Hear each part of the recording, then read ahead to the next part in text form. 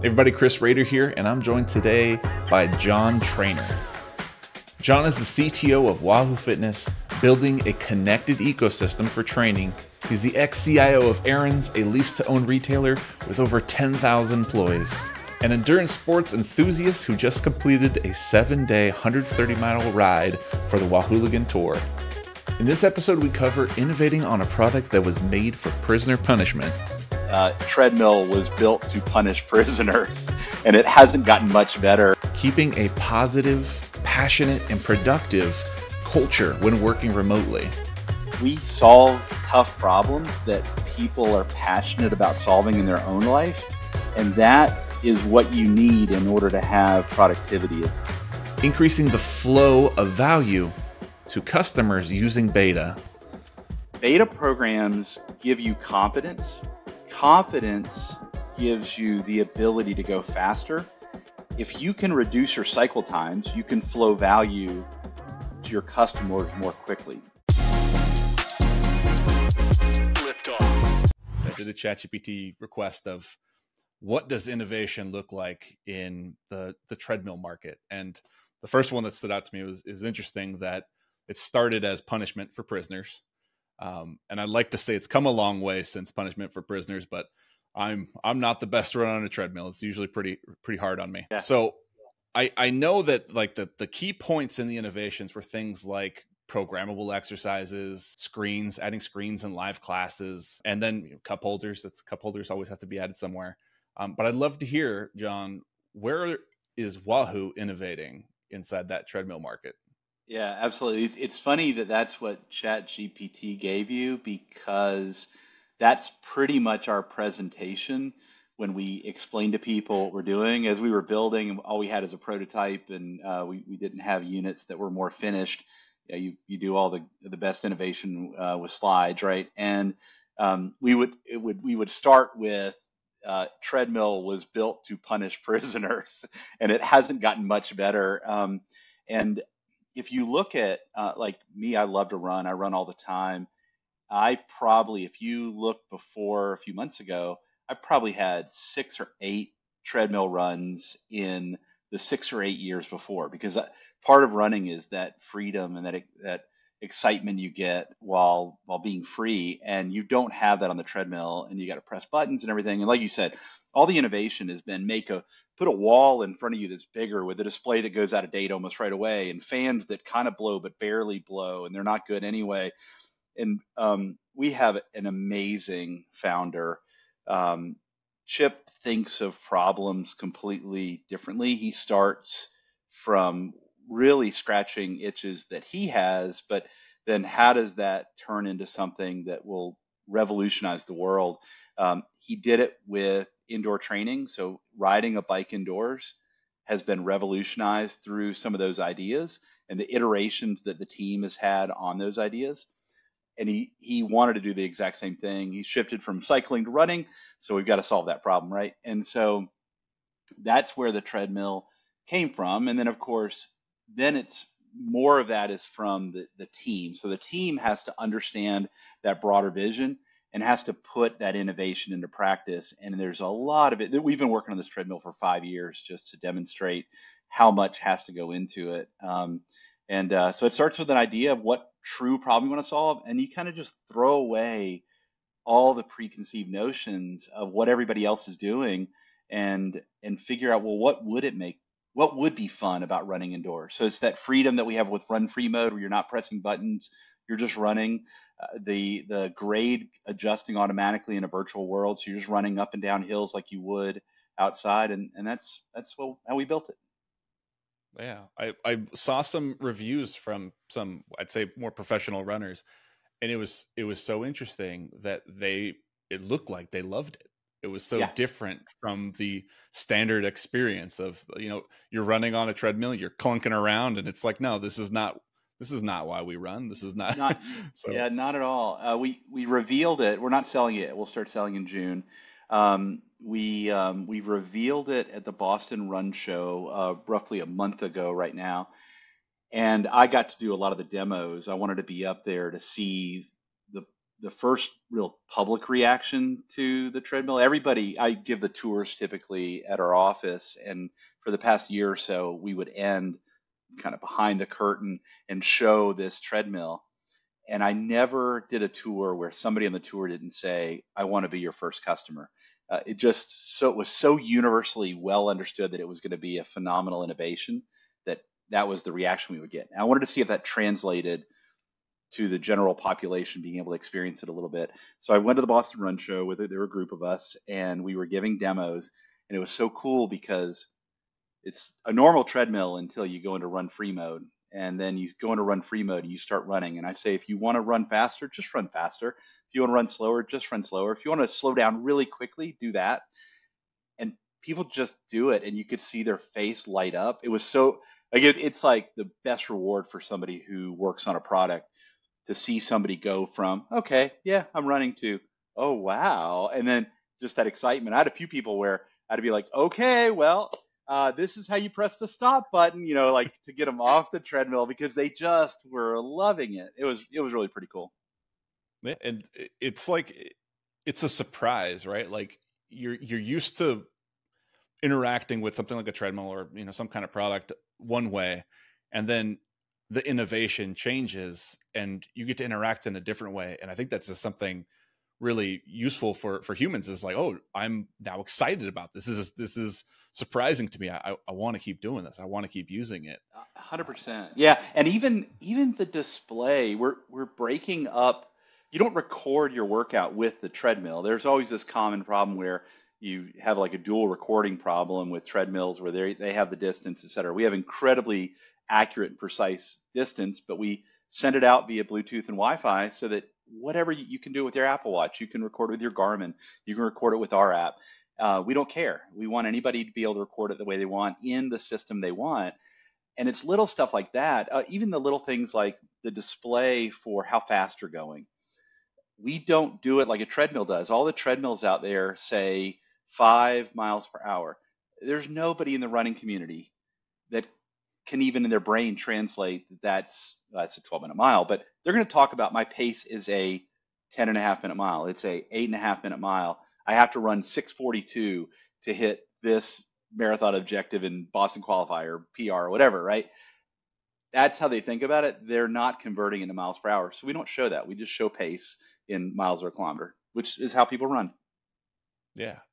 I love that because that's how customers think, right? Yeah. Even with the technology of the integration, I just expect this stuff to work together, right? That's why partnerships and integrations are so important, because someone's going to have a Garmin, or they're going to have another product, and they're going to want to work these things to work together to create a good experience for themselves, and that's really crucial, I say, Yeah. in not just the fitness space, but Yeah, and I would recommend they use our app because we've instrumented it so that on a tablet or on a phone or on a giant display, you have all the running metrics that you would want. But it's not up to me to decide how somebody wants to interact with our product. They need to decide what's best for them. And if we give them a compelling offering, which we will, they'll choose ours. But if there's something they like to do, if they record every outdoor run on their Apple Watch, there's no reason for them to record. We transfer everything to Apple Health, but they are comfortable with that. And if we want them to feel like they're running outdoors, let's do what you do when you run outdoors. yeah, I love that. Great stuff. So starting off with that innovation, you're saying it was a pain that your CEO had. And that's usually how most companies and most products are started.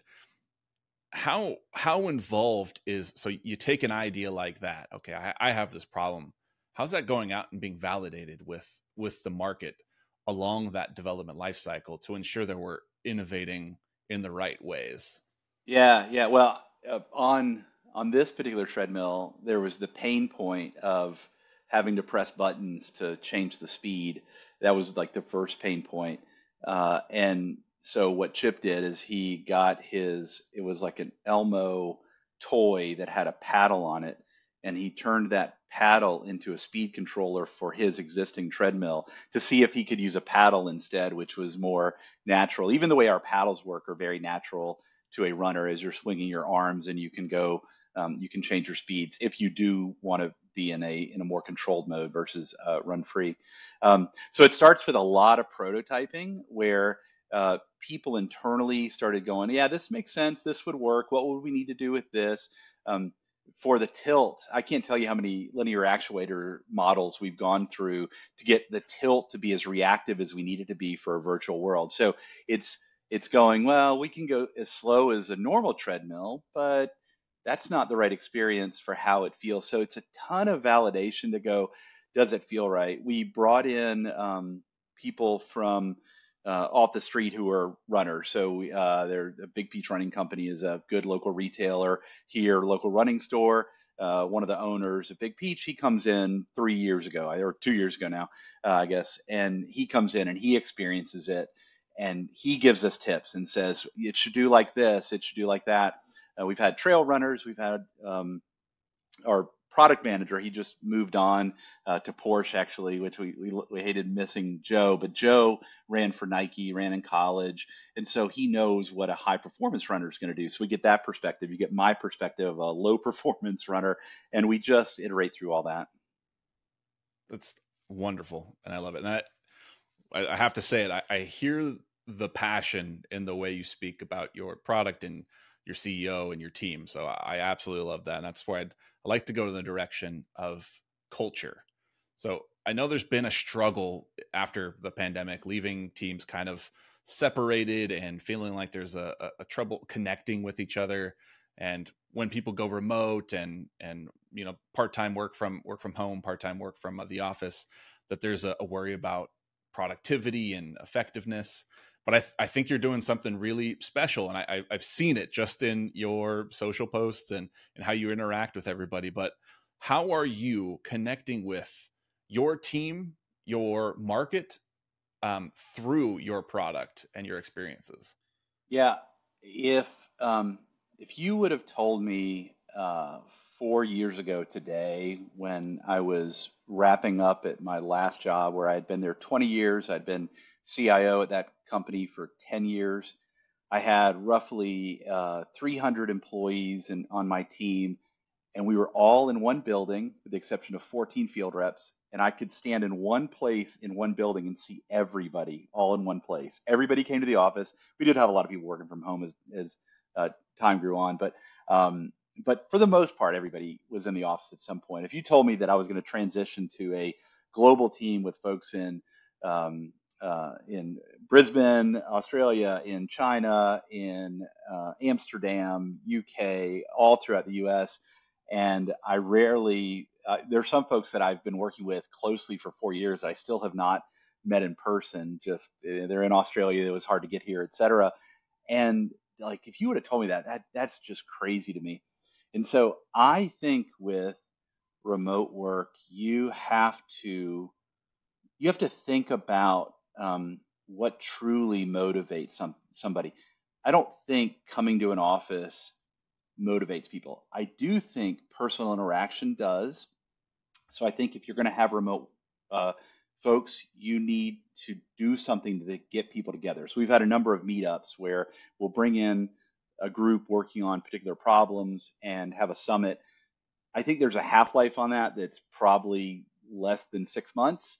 So you really have to think, well, I'm not spending a lot of money on a building. We do have a nice building, but it couldn't fit all of Wahoo if we wanted to. So let me spend some of that money on getting folks together. So our data scientists, who are kind of based out of Amsterdam, Germany, et cetera, they get together every few months and they make sure they spend time together. They ride together, they run together, but then they work together just as though they're in a war room working together. So we try to create moments where people can physically be together. And then it's just, I think we solve tough problems that people are passionate about solving in their own life. And that intrinsic motivation is what you need in order to have productivity. It's that the culture is created by knowing that you're making the world a better place in some way, even if it's starting with you, but it's going to help a lot of other people. Yeah. And I'd love to hear your thoughts on how that culture, that lifestyle helps in product development. How does that help you launch better products? Yeah. So as an example, we have a we have a really solid foothold in the indoor cycling market. So if you're a cyclist and you want to ride indoors, you know Wahoo. It's a higher likelihood that you own a Wahoo than another piece of hardware. And so when we're having meetings, it is not unusual at all for a person or two or the entire team to be riding indoors during the meeting. Um, it not only is it not looked down upon, it's actually celebrated, which is different than what you would probably see in a lot of different companies. And in fact, if they think you're not working hard enough, they'll ask you to work a little bit harder on the bike. Um, they even, if you're doing a prescribed workout from Wahoo's system, a lot of them know the workouts well enough that they'll know when you're in some of your toughest parts of the workout, and they'll wait to ask their questions while you're in a sprint or a 5 minute effort that's really difficult or something. So that like having that bond where we do that kind of thing is really important. I do think though you have to be careful because we appeal to cyclists, but we appeal to a lot of other people. I can talk about that later. We talk about our beta program. So we do have hardcore cyclists, but we have to be really careful. So we have a fairly diverse team where one of our highest performing software teams, they have a lot of strong cyclists, triathletes, really fast runners, and they have people that they like to hike or they like to do wine tastings. So then it's not all about the cycling, but it's about like an esprit de corps where there's a certain respect for what people do like to do and what they like to do in their off time, and celebrating that as part of a more diverse team. Yeah. So I have a quick story for you, and I'd love to hear your thoughts on it and how it applies to you and your team.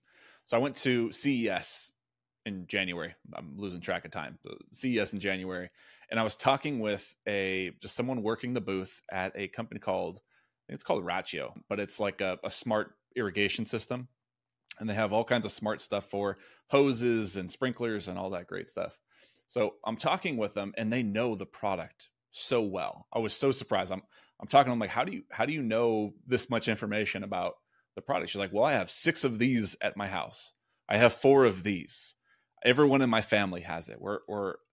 We know the product. I'm like, oh well, that's good. And this person was in marketing, right? So by knowing that product, she was able to go do her job way better than if she was just a marketing person who was like, okay, yeah, that's what, product is saying, or that's what marketing wants me to say, and I'll go say this in the product. So how is Wahoo taking that culture of people that love these experiences and amplifying their work with that product?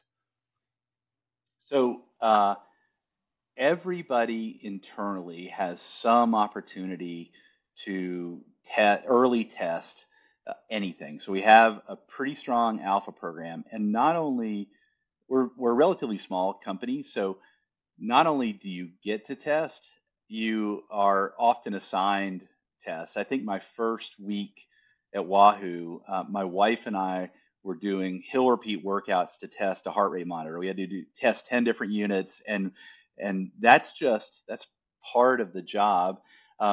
So everybody's expected to assist in that. We often actually will run competitions where, like when we were rolling out our watch, the Rival watch, we had a huge internal competition for people to see, see what we could learn about the product before we launched it and refine it. And we gave people points, and it's a very competitive group. And some of it ends up being a little bit probably unhealthy because you're probably working out more than you should. But that is an expectation. It's also very celebrated. We have a concept called respect the ride, which is also respect the run or any other activity where we expect people to, as a part of their week, ride or run or be active in some way. And if you have a time blocked out where you're going on a ride, everybody should respect that and not put not try to book something on top of that. And having concepts like that where we truly live it, where then that person, they're going to test our product in some way. They're going to provide some meaningful feedback, and that's how we just continually reinforce it. That's great. You get product feedback from employees. You get product knowledge. They know the products and the Oh yeah. features. They know everything about it a little bit better. And then there's the aspect of just collaborating, connecting with your fellow employees. And I think that is so powerful. So I Like our definitely appreciate those product, stories. our head of software product management, I think he's more invested in how well I do in my latest half marathon than I am.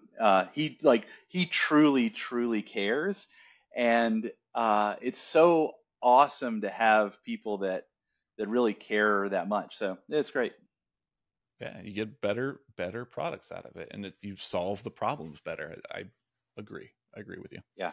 Yep. So the next one that the next question I had for you was, I heard in a podcast that you are in the business of busting fear, uncertainty, and doubt within Yes. your teams. So I'd love some tactics from you. How are you breaking up FUD with each of these with your team members? Yeah, I think technology leaders have to lead the charge on removing fear, uncertainty, and doubt. Um, and I think it's actually the primary mission because when you look at team members are typically, I'd say 95% of the time, very competent, but they also care a lot about impact that they might have on other teams or impact they might have on customers. And so while they're very competent, they're putting themselves out there every single time they commit code. Every single time we deploy something, they're putting their credibility on the line. And what if I miss something? I don't know. And and so I think that leaders need to provide some courage, some encouragement to be courageous is probably a better way to put it. And there are a few techniques to do that. One, you absolutely should celebrate good failures all the time. In my last company, when I had everybody in one place, something would break and I would get up immediately and I would go give a high five. Not to single that person out, but I know people that are never breaking things. They're simply not pushing the envelope. And I would much rather celebrate people who are pushing the envelope. Now, I don't mean being reckless. I don't mean doing stupid stuff. I don't mean repeating the same error over and over again. But people that are really pushing to get something done, I'm totally cool with them failing from time to time, and we should celebrate it. I think it's also important to, um, when there's a really big task that can be daunting, to just sit back and go, what must be true for this to happen? Because there might be 10 things that must be true, and you're probably not far away on 8 of them. And maybe 2 are a little bit tough, and maybe you need to get some help from somebody. But when you start going, okay, for us to deploy this, what must be true? And you often find things that must be true that really don't have to be true to deploy something. So let's get that off the list. And then it gives you the ability just to quantify what could be out there. And then I think one of the final techniques that I love, I heard it on I think a Tim Ferriss podcast. I don't remember who the guest was, but the question is, what is on the other side of fear? And the answer is absolutely nothing. Like there is nothing. Fear is completely concocted and made up, and there's nothing on the other side of fear. So why not just go through it? It's a natural thing. I mean, humans have evolved in a way that fear is actually can be very helpful. But in the context of deploying software, what's the worst thing that can happen? So yeah, those are some of the techniques. Do you have tools or resources built into or frameworks that you have built into your programs that help do that? I know you can say you can do it on a one-on-one basis, but are there programs you have set within your Um, teams you to know, bust I, FUD? yeah, I don't think so because I think it's more. of a cultural thing. We just had a delivery manager that's like our equivalent of like project manager, scrum master type person, but their focus is delivering value to the customer. But we had a delivery manager who made a call to let a bug go into what would end up being a beta release. And I don't know if he made the right call, but I'm so happy that he made a call, and he staked a claim and said we are going to go forward with this. And I celebrated that. I think everybody needs to celebrate that. And 20% of the time, those calls, or maybe 10% probably, those calls might be wrong, but I would much rather have the 80 or 90% get through without somebody second guessing themselves and then stub our toes here and there. So I end up thinking it's cultural, and it needs to, you need to root out negativity. Negativity just kills a team. We have some of the most positive people. We have very fun people. We have one of the strongest emoji and meme games in Slack of any company in the world. I would put us up against anybody. It like we just have fun, and so fun creates a certain levity that then means that when stuff does go wrong, okay, we'll just work through it and we'll figure it out. And frankly, not a lot of stuff goes wrong. So, yeah. Yeah, cool. I love it. I've always thought of beta as one of those like a tool in the tool belt for helping, maybe not so much fear. I mean, there's probably people that fear a release of like, I don't know if the market's going to be okay with this, right? Like that concern of this product is about to go out to a much bigger group. So I've always seen beta as, okay, this is at least this is your first launch. And Yeah. it's with a more controlled Yes. group. Yeah. Yeah. Yeah. And I know you had later in the discussion to talk about beta, and I've been like holding back because part of the secret for us is we have not just the best emoji game, we have the best beta group. Our beta community has been cultivated over a number of years, and they do, they're great in that you know that when you give them something, they're going to be very positive about it. They're also going to be very critical about it, but in like a super positive way. And we have cultivated, and this predates me, we have cultivated a level of trust where they know that we're working our tails off to solve problems they care about, and they're a good proxy for the rest of the world. And then we know that they're going to give us really good feedback. They're going to scrutinize everything we do, but in the most positive way. And that is part of our secret sauce. And I can just go back just a few months, and I can look at times where first of all, we never want beta to catch our bugs, but they do catch bugs. I mean, the reality is that happens sometimes.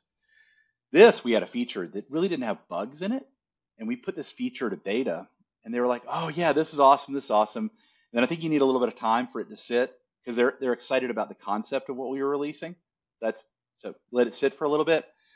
Then we had a weekend where everybody went and rode with it, and that weekend was a complete train wreck. We got um, such it ended up being good feedback, but it was very consistent and forceful feedbacks that you guys have missed the mark. And it injected about a 1 month delay, but then when we released the product, reviews were they nailed it. The industry experts go, they nailed it. And I guarantee you, had we not had that safety belt of beta, we would not have nailed it. So that probably does give confidence to the team because they know somebody is gonna tell us if we're missing the mark. Definitely. Yeah. My question for around beta, like those are all good benefits. It makes you feel better. You get a better product at the end of the day. So there's companies out there that really struggle to get investments into, say, resources or tools to run a beta program. And they might be running some kind of ad hoc, maybe I send a survey out or send an email to some to some of my customers and give them a new version of the product. So I'd love your take from the executive level. What advice would you give to someone trying to develop or build up a beta program in their company? How would they bring it to Yep. you to get that investment? So I think this argument that, or the way to think about it that I'm going to give, it works for security in a company, it works for QA in a company, and it works for a strong beta program in a company. And that, I wish I could remember where I heard this, but um, why do you have brakes on a car? So, Chris, why do you have brakes on a car? To prevent myself from slamming into somebody. Yep. You actually have brakes on your car. Most people, when they first hear it, will say to slow down, right? The reality is you have brakes on your car to go faster. And the idea there is that if you had really, really bad brakes and you knew it, what would you do? But you had to get somewhere in your car. What would you do? You would drive very slowly, right? And you would be very careful. You may not even go on the trip. If you have really good brakes, you can drive this. You can drive up to the speed limit. Never go over the speed limit, of course, but you can go faster when you have really good brakes. I think a beta program is the exact same thing. Beta programs give you confidence. Confidence gives you the ability to go faster. If you can reduce your cycle times, you can flow value to your customers more quickly. Any company that figures out how to flow value more quickly, they are delighting customers. When customers are delighted, they return. And then step 3 or 4 is profit, right? Like it is, there's stuff in between there, but I know when you're delighting customers, you eventually have a good business. And so reducing cycle time gets you there. How do you reduce cycle time? There are a lot of practices you can do through continuous integration, automated testing, all these great things you can do. But one really good way is have confidence in what you're about to release. And you do that with beta. You also do it with alpha. You do it with good QA, do it with good automated testing, but that is a really valuable piece. So I would say, if you're an executive, do you want to flow more value? What are some of the things we can do to optimize flowing more value? One of them is cultivate a group that gives you confidence that what you're doing is right. Love that, man. I must have been in marketing too long, because I heard that story and I had a different take on it. So you talked about this. Why do you have brakes on a car? And from a marketing perspective, how would you go sell brakes to somebody? Right. So I started thinking in that vein of like, you have brakes in your car so you don't ruin your life, right? Like that's a very emotional statement. Like you don't die, right? Or you can go faster. And there's all these different, I gave an answer that was different probably than what you were expecting, right? And because there's different perspectives. Yeah, And yeah. that's what beta is, right? It's perspectives. I just beta tested my analogy with you. It's perfect. It's crazy. Yeah. Yeah. And It's like this is a recursive podcast. Amazing. Yeah. yes, Yeah. it's inception for Yeah, beta. right, right. Yeah. So, and I did hear on one of your previous podcasts, you said, I know some beta testers off the top of my head, Oh, right? yeah. Yeah. Well, I mean, John, one of our beta testers, who lives an hour outside of Boston, he and his wife drove in just to see us at the Boston Run Show. He didn't even run on the treadmill. He drove an hour just to say hi. Like, why? Like, that is amazing. Patrick, one of our developers, he was in France on vacation. He meets up with Moose, one of our most prolific beta community members, and they just, we're next thing you know, in our where I am not work related Slack channel, we get a picture of Moose and Patrick enjoying coffee and outside of Paris. So yeah, it is a really cool thing. I will tell you where it's problematic. We ramped up a good bit during the pandemic due to just really demand conditions created by the pandemic, et cetera. And we got over our skis, and we unfortunately had to do some layoffs. First time Wahoo had to do layoffs. I mentioned how valuable it is to create trust between yourselves and the beta community. Uh, our beta community, when they knew that people were laid off, they were mad at Wahoo. I mean, they were probably some are still mad, um, and it's because they knew how hard everybody that we did have to lay off was working to solve great problems for them, and they didn't like it, and that shows you how much they care. Like they truly care, and it's phenomenal.